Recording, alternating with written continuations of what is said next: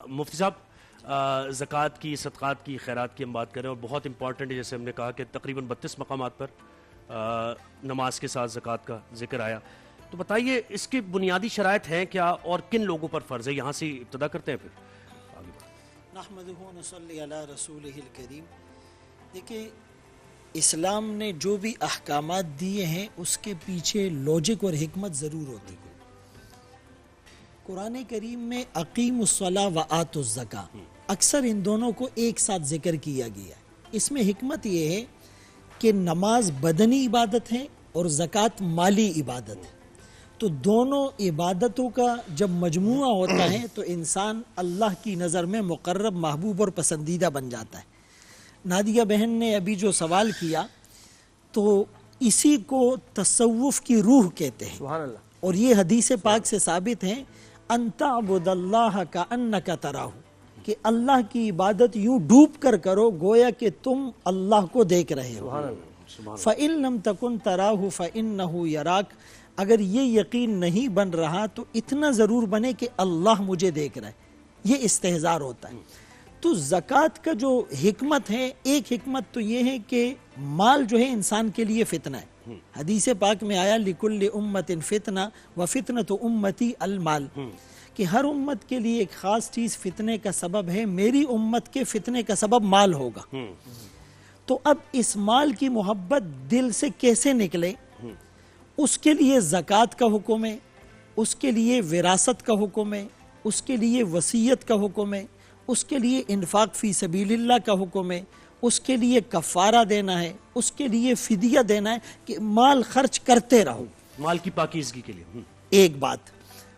दूसरी बात, इसका मतलब माल में बढ़ोतरी भी होगी, बरकत होगी। यमहकुल्लाहु रिबा व युर्बिस सदक़ात, अल्लाह सूद को घटाते हैं और ज़कात और सदक़ात को बढ़ाते हैं।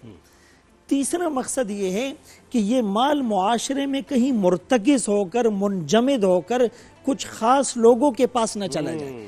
जैसे इंसान के बदन में जब तक ब्लड सर्कुलेशन होता है, खून गर्दिश में होता है, तो ये एक्टिव रहता है। जहाँ पर खून जमा हो जाए तो वहाँ पर फोड़ा, फंसी और मर्ज आ जाता है। तो इसी तरह ये दौलत जब तक सर्कल में रहेगी तो उस वक़्त तक मुआशरे में अमन रहेगा। कैपिटलिज्म की जैसे आप कैपिटलिज्म जैसे अगर ये कुछ खास लोगों के पास जमा हो जाए तो फिर लोग चोरी करेंगे, डाका मारेंगे और मजबूर होकर कादल फ़क्र अन यकून कुफ्रा, हदीस पाक में फरमाया कि करीब है कि फ़क्र व फाका इंसान को कुफ्र तक ले जाएगा। तो ये जो ज़कात की हिकमत है इसको समझा जाए। और दूसरी बात यह है कि वईद इतनी सख्त है, फरमाया वल्लज़ीन यकनीज़ून ज़हबा वल फ़िज़्ज़ा वला युनफ़िक़ूनहा फ़ी सबीलिल्लाह, वो लोग जो सोने चांदी को जमा करते हैं, खर्च नहीं करते, इनको अज़ाब अलीम, दर्दनाक अज़ाब की खुशखबरी सुना दीजिए। यौम युहमा अलैहा फ़ी नारी जहन्नम, इनके सोने चांदी और माल को जहन्नम की आग में तपाकर इनकी पेशानी, इनके कूले और इनके पीठ को दागा जाएगा। मुफस्सिरीन ने लिखा है इन तीन आज़ा को स्पेसिफिकली क्यों खास किया गया है। इशारा है इस बात की तरफ कि जब इससे कहा जाता था राह खुदा में माल खर्च करो तो इसकी शिकने पेशानी पर आ जाती थी और ये यूं करवट बदल लेता था और पीठ फेर कर चला जाता था। हुक्म खुदा से जो सरफ नज़र और हुक्म उदूली की है उसमें ये तीन आज़ा बराह रास्त रहे हैं, इसीलिए इनको दागा जाएगा। जो सोना चांदी जमा करते हैं, लेकिन वो जो सोना आपने कुछ खरीदा अच्छे वक्तों में आगे बुरे वक्त के लिए या बच्चों की शादियों के लिए, तालीम के लिए, और वो एक लिमिटेड अमाउंट हो, उस पर क्या हुक्म है? देखिए, जहाँ तक ज़कात किसके ऊपर लाजिम है, उसका एलिजिबिलिटी क्राइटेरिया क्या है। साहिब निसाब अगर उसके पास 7.5 तोला सोना हो, अब ये जेवरात की शक्ल में हो, बिस्किट की शक्ल में हो, पहनने के लिए हो, तिजारत के लिए हो, स्टॉक के लिए हो, कारोबार के लिए हो, किसी भी सूरत में हो, अगर 7.5 तोला सोना है। इसी तरह 52.5 तोला चांदी या 52.5 तोला चांदी के बराबर आजकल कोई 2.25 लाख रुपए अमाउंट बनती है।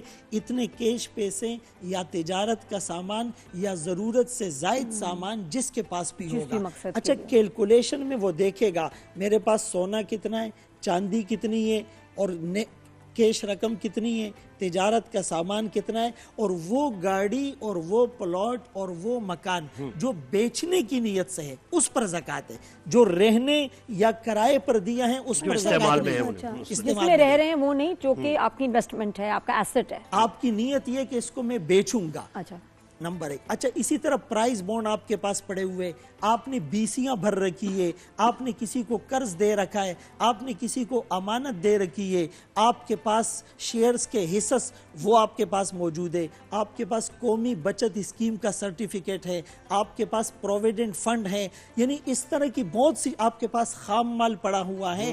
तो ये जितनी भी चीजें होगी इस पर ज़कात यानी होगी। जखीरा अंदोजी और ये जो होल्डिंग्स वगैरह है इसको खत्म करने के लिए आपके पास जी, भी जी, जो ज़कात एक्सेस कल है, में जी जी, जी एक्सेसिव। अलावा साहब आप मअरूफ व मगफिरतुन खैरुम मिन सदक़तिन यतबउहा अज़ा।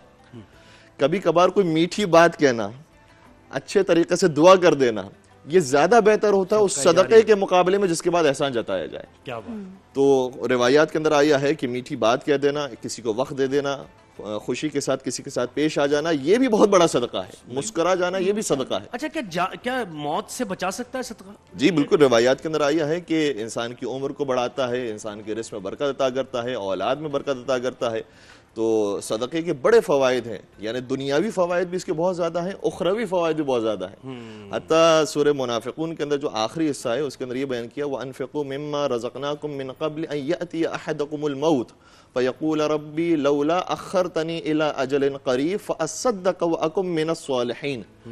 कि जब इंसान की मौत का वक्त करीब आ जाएगा तो कहेगा कि काश परवरदिगार तो मुझे थोड़ी सी मोहलत दे देता तो मैं सदका निकाल देता और सदका निकाल के सालिहीन में शामिल हो जाता। गोया मुफस्सिरीन ने बयान किया है कि जब मौत का वक्त करीब आता है तो इंसान के सामने हिजाबात हट जाते हैं और वो वहां की दुनिया को देख रहा होता है। तो इस शख्स ने ये महसूस किया कि उस दुनिया में जो सबसे ज्यादा काम आने वाली चीज है वो सदका है, इसलिए वो तमन्ना करेगा कि काश मैं मरते वक्त सदका दे दूं।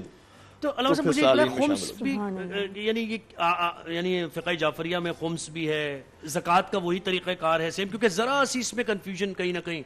जी खुम्स तो ऐसा है कि जो फ़िक़्ह जाफरिया के साथ मखसूस नहीं है, ये कुरान का हुक्म है। ठीक, सूरह अनफाल की सूरह नंबर 8 आयत नंबर 41 के अंदर ये इरशाद होता है, कुरान का हुक्म है, वअलमू अन्नमा गनिमतुम मिन शैइन फअन्न लिल्लाहि खुमुसहु वलिर्रसूल वलिज़िल क़ुरबा वलयतामा वलमसाकीन वब्निस सबील।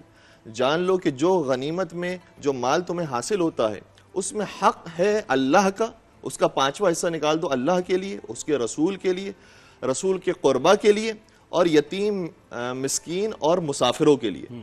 तो ये जो हुक्म है और ये जो इस्तिलाह है ये कुरान की इस्तिलाह है और कुरान ने ये हुक्म दिया है कि खुम्स वाजिब है। तो खुम्स की जो इबादत है वो भी वाजिब है और खुम्स का मतलब होता है माल का 20%, अलबत्ता उस माल का 20% जो इसी साल हासिल किया है और इस्तेमाल नहीं हो सका, तो जो बचा रह गया है उसका 20% निकालना ये खुम्स कहलाता है, यानी 5वां हिस्सा। और फिर ज़कात भी उसके साथ? ज़कात जो है वो अलग चीज़ों पर है। फ़िक़्ह जाफरिया के हिसाब से चूंकि कुरान करीम ने इस बात को बयान नहीं किया है कि ज़कात किन किन चीज़ों पर वाजिब है, कुरान ने जो बयान किया है वो वजूब ज़कात को बयान किया है और मसारिफ़ ज़कात को बयान किया है। और मज़े की बात यह है कि जब ज़कात का हुक्म दिया है तो वहां पर ज़कात का लफ्ज़ नहीं है, वहां सदक़े का लफ्ज़ है। खुज़ मिन अम्वालिहिम सदक़ा तुतहिरुहुम व तुज़क्कीहिम बिहा, कि ए रसूल आप इनके माल से सदका ले लें। यहाँ पर सदक़े से मुराद ज़कात है। आप इनके माल से ज़कात ले लें ताकि आप इनको पाक कर दें और आप इनका तज़किया नफ्स कर दें ज़कात के आपने ज़रिए। जो अभी जो खुम्स की जो बात की ना उस पे कहीं ये नहीं है, जो आपने भी बयान भी किया कि वो यतीमों और मिस्किनों को, लेकिन ये सैयदों को दिया जाता है। इसके अंदर है हाँ, ये चीज भी मौजूद है थोड़ा सा और clear सादात को इसलिए दिया जाता है क्योंकि वहां पर आया वलिदिल क़ुरबा, और रसूल के जो क़ुरबा है, रसूल के क़ुरबा कौन है? सादात है। जो औलाद रसूल है वो कौन है? सादात है। तो इसलिए सहम सादात और सहम इमाम को निकाला जाता है क्योंकि जो अल्लाह का हक, रसूल का हक और अहले बैत का हक है वो इमाम को दिया जाता है, और जो क़ुरबा के अंदर औलाद रसूल जो दीगर औलाद है जो इमाम से हट कर हैं वो आते हैं, उसको सहम सादात कहा जाता है। और सहम सादात के अंदर फिर ये शराइत है कि या वो यतीम हो या वो गरीब हो या वो मुसाफिर हो, तो उसको सहम सादात दिया जाता है।